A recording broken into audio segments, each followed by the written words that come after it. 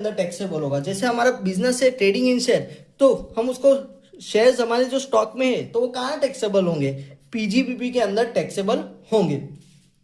अभी इसके अंदर हम सेकेंड चीज देखने जा रहे हैं, पर्सनल मूवेबल प्रॉपर्टी।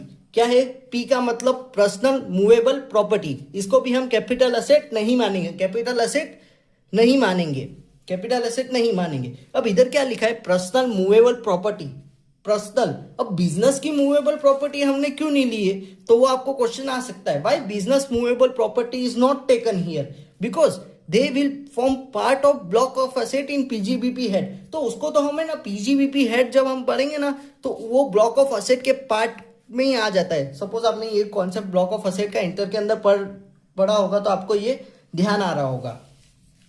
पर इसके भी कुछ एक्सेप्शन है, इसके भी कुछ एक्सेप्शन है। पर्सनल मूवेबल प्रॉपर्टी के कुछ एक्सेप्शन होना मतलब क्या? पहले हमने क्या देख रहे हैं, हम ये कैपिटल असेट के एक्सेप्शन, एक्सेप्शन का भी एक्सेप्शन मतलब क्या है? ये सारी चीज को हम कैपिटल असेट मानेंगे, ये सारी चीज को हम कैपिटल असेट मानेंगे। तो उसमें क्या है? AAJDS, AAJDS, AAJDS मैंने एक न्यूमोनिक बनाया है। जे क्या होता है? ज्वेलरी। डी क्या है? ड्राइंग्स और पेंटिंग्स। एस क्या है? स्कल्पचर्स। ए क्या है? Archaeological collection. और ए क्या है? Any work of art, any work of art. वापिस हम देखते हैं, जे क्या है? ज्वेलरी।